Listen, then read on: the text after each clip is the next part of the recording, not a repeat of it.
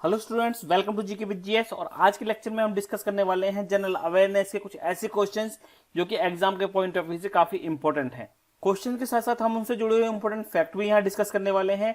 और आज मैंने उन्हीं क्वेश्चंस को सिलेक्ट किया है जो कि अलग अलग एग्जाम्स में कम से कम 4 से 5 बार पूछे जा चुके हैं। ये सभी क्वेश्चंस आपके एग्जाम के लिए बहुत ही हेल्पफुल रहने वाले हैं। तो आइए बिना देर किए शुरू करते हैं। देखिए, हमारा फर्स्ट क्वेश्चन ये कहता है कि विश्व की सबसे बड़ी मूंगा चट्टान, जिसे कि हम कोरल रीफ भी कहते हैं, किस तट के पास स्थित है। अब यदि हम कोरल रीफ की बात करते हैं तो इसे हम ग्रेट बैरियर रीफ के नाम से भी जानते हैं। अब यदि हम ग्रेट बैरियर रीफ को इमेज के माध्यम से देखें तो ये ग्रेट बैरियर रीफ है और ये ऑस्ट्रेलिया के अंदर स्थित है। तो इस क्वेश्चन का राइट आंसर होगा हमारा ऑस्ट्रेलिया। ग्रेट बैरियर रीफ जो है ऑस्ट्रेलिया के पूर्वी तट पर स्थित है और इसे हम क्वींसलैंड के नाम से जानते हैं। तो याद रखिएगा, पूर्वी तट पर है और इसे हम क्वींसलैंड के नाम से जानते हैं। और ये कौन से महासागर के अंदर है? तो यह प्रशांत महासागर के अंदर स्थित है। ग्रेट बैरियर रीफ काफी इंपॉर्टेंट है, कई बार एग्जाम में पूछ लिया जाता है। अब यदि सेकंड ऑप्शन पे चलते हैं क्यूबा, तो क्यूबा को हम चीनी के कटोरे के रूप में भी जानते हैं क्योंकि सबसे अधिक चीनी का उत्पादन क्यूबा के अंदर होता है। नेक्स्ट ऑप्शन है घाना। घाना अपने कोकोबा, गोल्ड और कच्चे तेल के लिए फेमस है। तो याद रखिएगा, इंपॉर्टेंट है, ये भी कई बार पूछ लिया जाता है। इसी प्रकार से नेक्स्ट ऑप्शन है हमारा फिलीपींस। अब फिलीपींस की राजधानी क्या है? तो फिलीपींस की राजधानी मनीला। और मनीला के अंदर क्या है? तो मनीला के अंदर है एशियन विकास बैंक, जो कि एडीबी या एशियन डेवलपमेंट बैंक। और क्या है मनीला के अंदर? तो और मनीला के अंदर है इंटरनेशनल राइस रिसर्च सेंटर। तो ये मनीला के अंदर है, वेरी वेरी इंपॉर्टेंट है। अच्छा, बात करें भारत की, तो भारत का राइस रिसर्च सेंटर कहाँ है? तो ये हमारा है कटक के अंदर। तो याद रखिएगा, भारत का राइस रिसर्च सेंटर है कटक के अंदर। तो आइए नेक्स्ट क्वेश्चन पे चलते हैं। और हमारा नेक्स्ट क्वेश्चन है सिकल सेल एनीमिया रोग किस कारण से होता है? और इस क्वेश्चन का राइट आंसर होगा हमारा आरबीसी की कम संख्या के उत्पादन के कारण। देखिए, अब यदि सिकल सेल एनीमिया की बात करते हैं तो इस रोग के अंदर हमारी आरबीसी का आकार गोलाकार से हटकर दराती नुमा हो जाता है। आप देख सकते हैं आरबीसी का नॉर्मल साइज इस तरह का होता है, मगर सिकल सेल एनीमिया रोग होने के बाद में इसका आकार इस तरह का दराती नुमा हो जाता है। सिकल सेल एनीमिया जो है एक प्रकार का आनुवांशिक रोग है और इस रोग का कोई भी इलाज नहीं है। इस रोग के अंदर क्या होता है कि आरबीसी का जीवन काल घटकर 10 से 20 दिन रह जाता है। नॉर्मल अवस्था में आरबीसी का जीवन काल 120 दिन का होता है, मगर सिकल सेल एनीमिया रोग के अंदर इसका जीवन काल 10 से 20 दिन ही रह जाता है। अब यदि आरबीसी की बात करते हैं तो आरबीसी का उत्पादन होता है या आरबीसी का निर्माण होता है अस्थि मज्जा के अंदर, और आरबीसी के अंदर केंद्रक नहीं पाया जाता है और केंद्रक के स्थान पर इसके अंदर होता है हीमोग्लोबिन। और हीमोग्लोबिन एक प्रकार का प्रोटीन होता है। और हीमोग्लोबिन का काम क्या है हमारे शरीर के अंदर? तो ऑक्सीजन को वहन करने का, ऑक्सीजन और कार्बन डाइऑक्साइड को वहन करने का काम हीमोग्लोबिन करता है।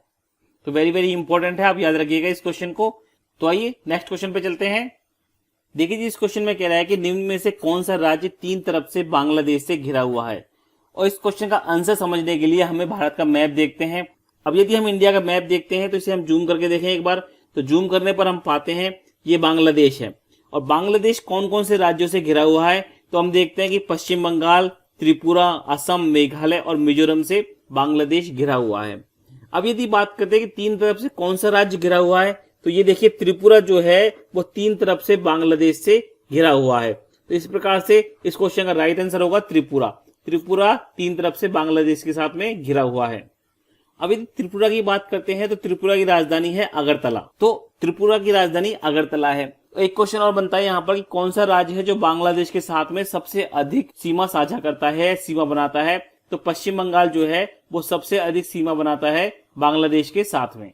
इसी प्रकार से एक क्वेश्चन और बनता है कि भारत का सबसे अधिक इंटरनेशनल बॉर्डर किसके साथ शेयर करता है? तो हम बांग्लादेश के साथ में अपना इंटरनेशनल बॉर्डर शेयर करते हैं सबसे अधिक, और हम बांग्लादेश के साथ में कुल 4096.7 किलोमीटर का बॉर्डर शेयर करते हैं। अब यदि हम इंडिया के कुल इंटरनेशनल बॉर्डर की बात करें तो 5106.7 किलोमीटर इंडिया का कुल इंटरनेशनल बॉर्डर है, जिसमें से हम 4096.7 किलोमीटर बांग्लादेश के साथ में शेयर करते हैं। अब यदि बांग्लादेश की एक चीज और देखी जाए तो यहाँ पर सुंदरबन डेल्टा है। सुंदरबन डेल्टा बांग्लादेश के अंदर ही है और यह डेल्टा कौन सी नदी बनाती है? तो गंगा नदी जो है यह डेल्टा बनाती है। और सुंदरबन डेल्टा के अंदर मैंग्रोव वनस्पति पाई जाती है। याद रखिएगा, मैंग्रोव वनस्पति सुंदरबन डेल्टा में पाई जाती है। और सुंदरबन डेल्टा का जो नया भाग है वो बांग्लादेश के अंदर है और जो पुराना भाग है वो भारत के अंदर है। तो वेरी वेरी इंपॉर्टेंट क्वेश्चन बन जाता है यहाँ पर ये। तो आइए नेक्स्ट क्वेश्चन पे चलते हैं। एंड नेक्स्ट वन इज, देखिए जी इस क्वेश्चन में कह रहा है कि जापान की संसद को किस नाम से जाना जाता है। देखिए जी इस क्वेश्चन का आंसर जानने से पहले हम सबसे पहले जापान का मैप देखते हैं। ये जापान का मैप है और ये जापान का नेशनल फ्लैग है।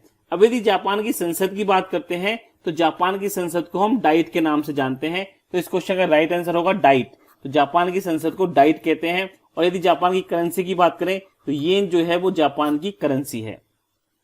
अब यदि हम अपने सेकंड ऑप्शन की बात करते हैं डेल, तो डेल कहाँ की संसद का नाम है? तो डेल जो है वो आयरलैंड की संसद का नाम है और ये आयरलैंड का मैप है और नेशनल फ्लैग है ये आयरलैंड का। तो आयरलैंड की संसद को हम डेल के नाम से जानते हैं।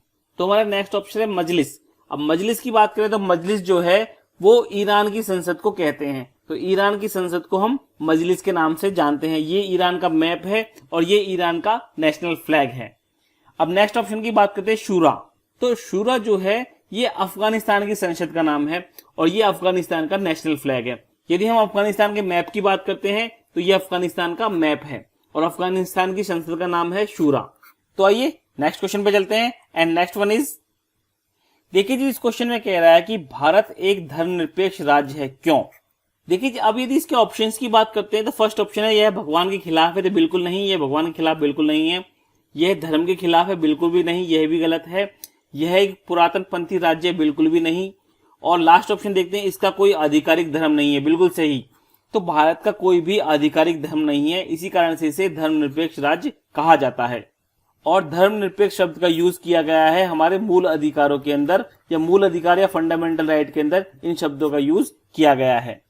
इसी प्रकार से 42वें संविधान संशोधन जो कि 1976 में हुआ था, इसमें हमारी प्रस्तावना के अंदर कुछ शब्द जोड़े गए थे, जिनमें एक था सेलुलर जिसे कि धर्मनिरपेक्षता कहते हैं, दूसरा था सोशलिस्ट जिसे कि समाजवाद कहा जाता है और तीसरा था इंटेग्रिटी जिसे कि अखंडता कहा जाता है। ये शब्द 42वें संविधान संशोधन के द्वारा हमारी प्रस्तावना के अंदर जोड़े गए थे।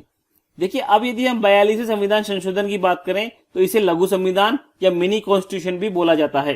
तो आप याद रखिएगा, कई बार क्वेश्चन आता है कि लघु संविधान या मिनी कॉन्स्टिट्यूशन किसे कहा जाता है, तो 42वें संविधान संशोधन को कहा जाता है। और इस संशोधन के समय हमारी देश की प्रधानमंत्री थी इंदिरा गांधी। तो इंदिरा गांधी इस समय हमारी देश की प्रधानमंत्री थी और इस संशोधन के समय हमारे देश के अंदर इमरजेंसी लगी हुई थी या आपातकाल लगा हुआ था। और इसी संविधान संशोधन के दौरान हमारे संविधान के अंदर मूल कर्तव्यों को जोड़ा गया था। तो आप याद रखिएगा, मूल कर्तव्य हमारे 42वें संविधान संशोधन के द्वारा संविधान में जोड़े गए थे।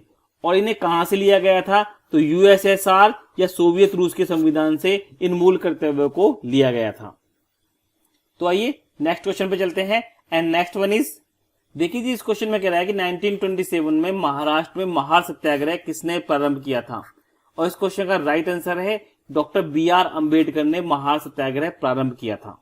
देखिए यदि महार सत्याग्रह की बात करते हैं तो यह सत्याग्रह महाराष्ट्र के रायगढ़ जिले के अंदर प्रारंभ हुआ था और डॉक्टर BR अम्बेडकर ने एक तालाब के पानी के उपयोग को लेकर 20 मार्च 1927 को यह सत्याग्रह प्रारंभ किया था। और इसी कारण से हम 20 मार्च के दिन सोशल एम्पावरमेंट डे मनाते हैं या सामाजिक सशक्तिकरण दिवस मनाते हैं। अब यदि हम BR अम्बेडकर की बात करते हैं तो ये ड्राफ्टिंग कमेटी के अध्यक्ष थे या प्रारूप समिति के अध्यक्ष थे। इसी प्रकार से इन्हें संविधान का जनक भी कहा जाता है। और डॉक्टर BR अम्बेडकर ने बहिष्कृत हितकारिणी सभा का भी गठन किया था 1924 में। तो याद रखिएगा, सारे फैक्ट्स वेरी वेरी इंपॉर्टेंट है। अब बात करते हैं महात्मा गांधी की। तो महात्मा गांधी ने ऑल इंडिया अनटचेबिलिटी लीग की भी स्थापना की थी और साथ ही इन्होंने यंग इंडिया, नवजीवन और हरिजन नाम के समाचार पत्रों का भी प्रकाशन किया था। इसी प्रकार से सेकंड ऑप्शन की बात करते हैं सरदार वल्लभ भाई पटेल। तो सरदार वल्लभ भाई पटेल ने बारदोली किसान सत्याग्रह का नेतृत्व किया था 1928 के अंदर और इसी आंदोलन के दौरान या इसी सत्याग्रह के दौरान वहां की औरतों ने इन्हें सरदार की उपाधि प्रदान की थी। तो ये भी वेरी वेरी इंपॉर्टेंट है, कई बार एग्जाम में पूछा जाता है। इसी प्रकार से हमारे नेक्स्ट ऑप्शन की बात करते हैं ज्योतिबा फुले। तो ज्योतिबा फुले ने सत्यशोधक समाज की स्थापना की थी 1873 के अंदर। तो याद रखिएगा, सत्यशोधक समाज की स्थापना 1873 में ज्योतिबा फुले ने की थी। तो आइए नेक्स्ट क्वेश्चन पे चलते हैं एंड नेक्स्ट वन इज, देखिए जी इस क्वेश्चन में कह रहा है कि भारत में भूकंप की अधिकता किस क्षेत्र के अंदर होती है। अब सबसे पहले तो हम ये बात करते हैं कि भूकंप किस कारण से आते हैं। तो भूकंप जो है वो टेक्टोनिकल प्लेटों में हलचल के कारण आते हैं। और भारत किस भूकंप जोन के अंदर आता है या किस प्लेट के अंदर आता है, तो भारत इंडियन प्लेट या यूरेशियन प्लेट के अंदर आता है। अब यदि हम इस क्वेश्चन की बात करते हैं तो इस क्वेश्चन का आंसर होगा हिमालय क्षेत्र। भारत के अंदर हिमालय क्षेत्र जो है इसमें भूकंप की अधिकता सबसे अधिक रहती है। और हिमालय की बात करें तो हिमालय जो है वो दुनिया का सबसे नया पर्वत है और इस पर्वत की सबसे ऊंची चोटी है माउंट एवरेस्ट, जिसकी ऊंचाई है 8,848 मीटर। और यदि हम बात करते हैं कि ये चोटी कौन से देश पर है, कहां पर स्थित है, तो ये नेपाल के अंदर ये माउंट एवरेस्ट है। और नेपाल में हिमालय को किस नाम से जाना जाता है, तो सागर माथा के नाम से हिमालय को नेपाल के अंदर जाना जाता है। तो ये सारे क्वेश्चन ही एग्जाम में पूछे जाते हैं, इसलिए मैं इन सबको यहाँ पर डिस्कस कर रहा हूँ। अब कई बार एक क्वेश्चन और पूछ लिया जाता है कि सबसे प्राचीन पर्वत श्रृंखला कौन सी है, तो अरावली जो है विश्व की सबसे प्राचीन पर्वत श्रृंखला है। और अरावली की सबसे ऊंची चोटी कौन सी है, तो गुरु शिखर जो है वो अरावली की सबसे ऊंची चोटी है। याद रखिएगा, वेरी वेरी इंपॉर्टेंट है ये भी। अब यदि हम अपने फर्स्ट ऑप्शन पे देखते हैं इंडो गैंगटिक क्षेत्र, तो ये क्षेत्र जो है वो कृषि उपजाऊ क्षेत्र में आता है, तो सर्वाधिक कृषि उपजाऊ क्षेत्र है ये।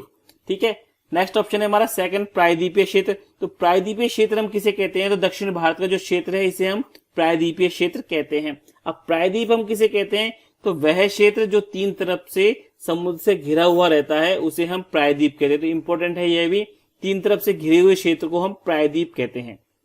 अब बात करते हैं लक्षद्वीप की, फोर्थ ऑप्शन है जो हमारा। तो लक्षद्वीप के अंदर क्या मिलते हैं, तो लक्षद्वीप के अंदर कोरल चट्टानें मिलती हैं। और लक्षद्वीप कहां पर है, तो लक्षद्वीप जो है वो अरब सागर के अंदर स्थित है। इसी प्रकार से बात करें लक्षद्वीप की राजधानी, तो कवरत्ती जो है वो लक्षद्वीप की राजधानी है। और लक्षद्वीप जो है वो सबसे छोटा हमारा यूनियन टेरिटरी है, यानी सबसे छोटा केंद्र शासित प्रदेश है लक्षद्वीप। और लक्षद्वीप के ऊपर कुल 36 द्वीप हैं और उनमें से केवल 10 के ऊपर ही जीवन है। बाकी के जो बचे हुए 26 द्वीप हैं वो केवल वीरान पड़े हुए हैं। तो फ्रेंड्स वेरी वेरी इंपॉर्टेंट है और कई फैक्ट्स यहाँ पर ऐसे इंपॉर्टेंट है जो कि लगभग हर दूसरे एग्जाम में आपको देखने को मिल जाएंगे।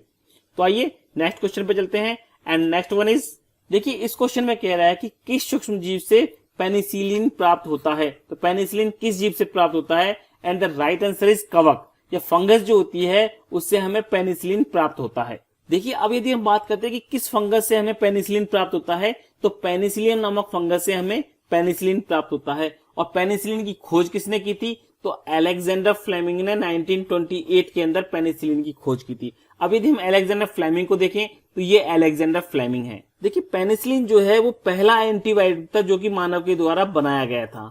अब बात करें कि कवक के अध्ययन को या कवक की स्टडी को क्या कहा जाता है, तो माइकोलॉजी जो है वो कवक की स्टडी को कहा जाता है। कई बार एग्जाम में पूछ लिया जाता है, याद रखिएगा इस चीज को आप।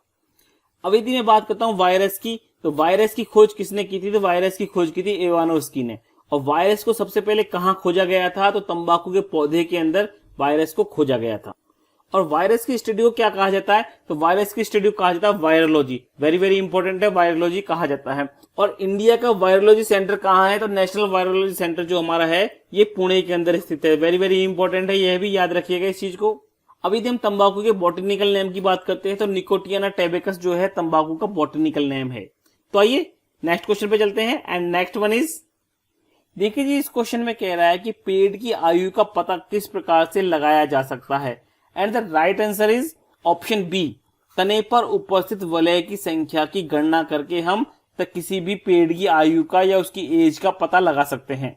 देखिए अब यदि हम किसी तने की पिक्चर के माध्यम से इस क्वेश्चन को सॉल्व करें तो देखिए हमारे पास में एक तना है और उसकी ये पिक्चर है जिसके ऊपर बहुत सारे रिंग्स बने हुए हैं। तो देखिए किसी भी पेड़ के तने के अंदर हर साल एक रिंग बनता है और ये फर्स्ट ईयर का रिंग है। इस प्रकार से हर साल एक नया रिंग बनता जाता है। इस प्रकार से इस तने को देखकर हम इसके और भी कई प्रकार की जानकारियां हासिल कर सकते हैं, जैसे कि जिस रिंग का आकार अधिक मोटा होता है तो वो रेनी सीजन में या उसको अधिक पोषक तत्व मिले हैं तो वो रिंग है। इसी प्रकार से जिस रिंग का आकार बहुत ही पतला होता है तो ये ड्राई सीजन का रिंग है। देखिए सूखे का रिंग है ये, तो इस समय पेड़ को सूखे का सामना करना पड़ा था। इसी प्रकार से यदि हम देखें तो ये निशान जो ब्लैक निशान हमें दिखाई दे रहा है तो ये जंगल में लगी हुई किसी आग का निशान है। तो इस प्रकार से किसी भी पेड़ की रिंग को या तने की रिंग को देखकर हम उस पेड़ के बारे में बहुत सारी जानकारी हासिल कर सकते हैं। तो ये वेरी वेरी इंपॉर्टेंट होगा आपके लिए। तो आइए नेक्स्ट क्वेश्चन पे चलते हैं। एंड नेक्स्ट वन इज, देखिए जी इस क्वेश्चन में कह रहा है कि थाइमस ग्रंथि किस हार्मोन को रिलीज करती है या पैदा करती है, and the right answer is option B, thymosin hormone. Thymosin hormone thymus ग्रंथि के द्वारा रिलीज किया जाता है। अब देखिए यदि हम पिक्चर के माध्यम से थाइमस ग्रंथि को देखें तो ये हमारी थाइमस ग्लैंड है। तो इस तरह से थाइमस ग्लैंड यहाँ पर ये सिचुएटेड रहती है या स्थित रहती है। देखिए अब यदि हम देखते हैं कि थाइमस ग्रंथि काम क्या करती है, तो थाइमस ग्रंथि जो है वायरस और दूसरे एजेंट्स को आइडेंटिफाई करती है जो कि हमारी बॉडी के लिए या हमारे शरीर के लिए हार्मफुल रहते हैं। साथ ही थाइमस ग्रंथि थाइमोसिन हार्मोन को रिलीज करती है और टी कोशिकाओं का निर्माण भी करती है जो कि डब्ल्यूबीसी की सहायता से हमारे शरीर की प्रतिरक्षा प्रणाली को मजबूत करते हैं और बाहरी रोगाणुओं से हमारी रक्षा करते हैं। थाइमस ग्रंथि की एक विशेषता है कि ये यौवनारंभ तक ही उपस्थित रहती है, उसके बाद में ये ग्रंथि विलुप्त हो जाती है। यौवनारंभ या प्योरिटी जिसे कि हम टीनेज भी कहते हैं, तो उस समय तक ही ये थाइमस ग्रंथि प्रेजेंट रहती है, उसके बाद में ये विलुप्त हो जाती है। देखिए पिक्चर में हमें कुछ एंडोक्राइन ग्लैंड्स दिखाई दे रही हैं। तो अब हम इन एंडोक्राइन ग्लैंड्स की बात करें तो देखिए सबसे पहले है पिट्यूटरी ग्लैंड जो कि हमारे ब्रेन के अंदर होती है, ब्रेन के पीछे वाले हिस्से के अंदर होती है। और यह ग्लैंड जो है इसे हम मास्टर ग्लैंड भी कहते हैं। और पिट्यूटरी ग्लैंड जो है वो ग्रोथ हार्मोन रिलीज करती है। याद रखिए ग्रोथ हार्मोन जो है पिट्यूटरी ग्लैंड के द्वारा रिलीज किया जाता है। इसी प्रकार से बात करते हैं थायराइड ग्रंथि, ये थायरोक्सिन हार्मोन रिलीज करती है और हमारे गले के अंदर ये स्थित होती है। इसी प्रकार से एड्रिनल ग्लैंड की बात करें तो एड्रिनल ग्लैंड जो है वो हमारी दोनों किडनियों के ऊपर एक एक स्थित होती है और ये एड्रिनलिन हार्मोन रिलीज करती है।